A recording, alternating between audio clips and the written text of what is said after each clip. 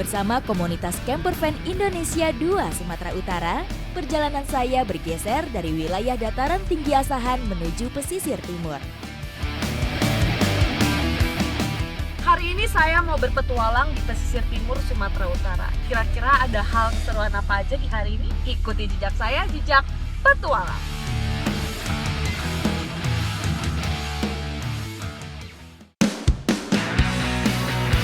Udara pagi sudah terasa hangat. Perairan Bagan Pekan Asahan mulai ramai dengan hiruk-pikuk nelayan.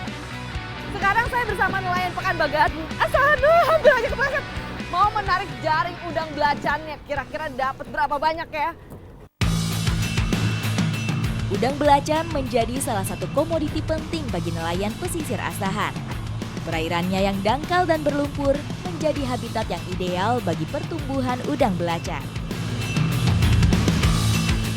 Dari tadi saya tarik jaringnya nggak habis-habis, ternyata panjangnya itu sekitar 100 meter.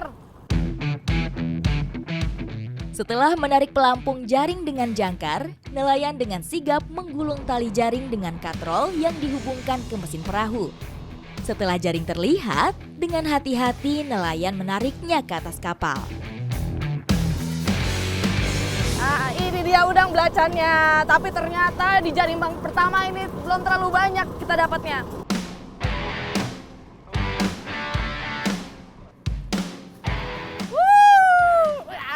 Dapat lagi lumayan. Tapi tenang saja, ini masih jaring yang pertama. Masih ada jaring yang kedua. Semoga dapatnya lebih melimpah dari ini.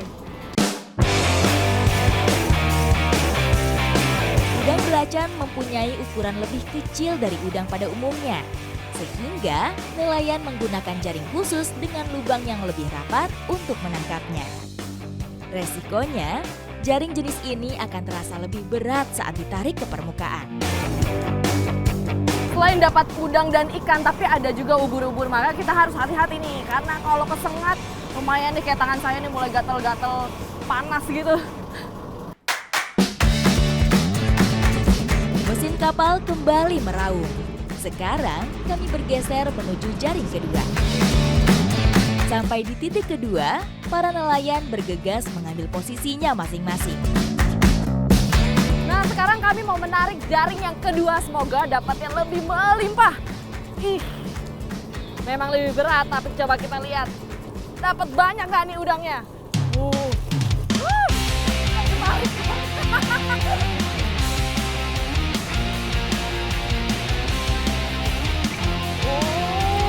Lebih banyak ini.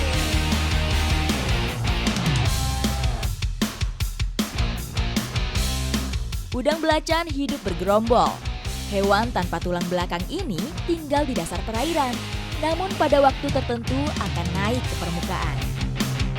Hal ini biasanya dimanfaatkan oleh para nelayan untuk menangkapnya. Jadi selain udang, ikan, ubur-ubur, saya nemu juga nih baby octopus. Wah, masih kecil-kecil, lucu-lucu ya.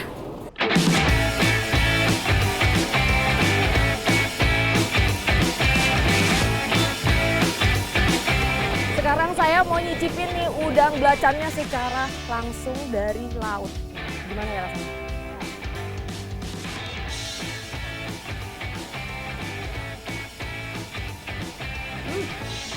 Ada manis-manis kayak gitu. Enak juga ternyata. Kayak makan sashimi lah. Udang belacan ini terasa fresh dan tidak amis di mulut. Tidak heran, belacan Asahan terkenal mempunyai kualitas yang tinggi. Semua jaring sudah diangkat, air laut pun sudah mulai pasang. Sekarang saatnya kami kembali untuk memproses hasil panen udang hari ini. Ikuti jejak saya, jejak petualang. Air laut sudah mulai pasang. Kapal kami bergerak memasuki muara sungai untuk kembali pulang.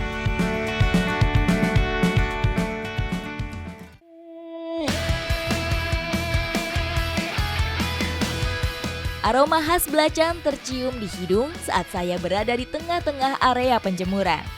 Belacan merupakan salah satu bumbu khas dalam masakan Nusantara. Untuk menjadi belacan yang siap olah, ternyata membutuhkan proses yang sangat panjang. Nah, ini adalah udang-udang yang sudah digarami semalaman dan sekarang masuk proses pengeringan. Dijemur selama seharian ya Bang ya? Kalau panas seharian Kak. Kalau panas cuacanya terik seperti ini seharian. Ini yang baru dijemur nih, jadi kondisi memang masih basah dan harus disapu seperti ini nih dengan alat yang namanya cakar. Setiap hari, puluhan orang bekerja untuk membuat belacan berkualitas dari tempat ini. Untuk menghasilkan bahan baku terbaik, belacan harus dibalik secara berkala. Nah, jadi tujuannya dicakar ini supaya menghancurkan si gumpalan-gumpalan udang yang masih basah ini. Sehingga keringnya juga tuh merata. Nah, setelah dijemur sampai kering diapain Bang? Kalau udah kering langsung ke proses penggilingan Kak. Langsung proses penggilingan. Iya. Wah. Setiap hari puluhan karung bahan baku belacan diproduksi di tempat ini. Sebelum benar-benar jadi, sekop demi sekop udang belacan kering harus dimasukkan ke mesin penggiling. Nah, setelah udang yang dijemur tadi itu kering, langsung masuk ke proses selanjutnya yaitu penggilingan dengan skop yang besar seperti ini nih. Supaya yang diambil itu banyak dan cepat selesainya.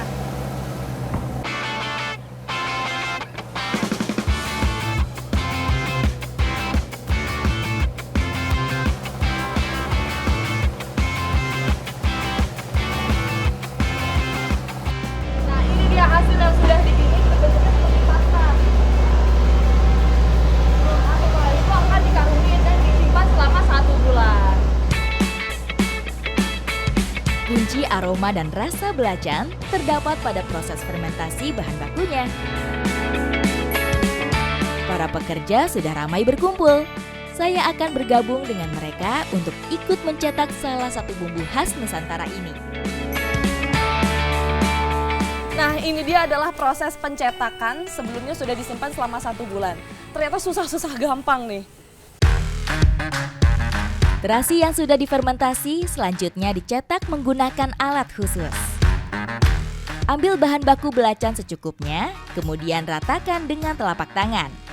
Setelah itu, pindahkan belacan yang sudah dicetak ke tempat penjemuran. Dan ukuran cetakannya ini ada 2 macam, yang kecil dan yang besar. Nah, yang sedang saya pegang ini adalah yang kecil.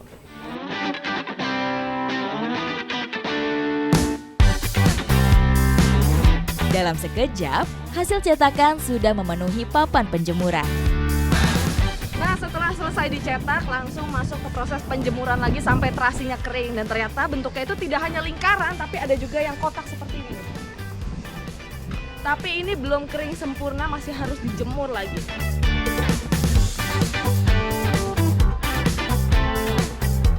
Ketika cuacanya terik panas seperti ini, terasi bisa kering 3-4 hari. Dan kalau terasi yang kotak-kotak itu jauh lebih cepat, ternyata 2 hari aja udah bisa kering.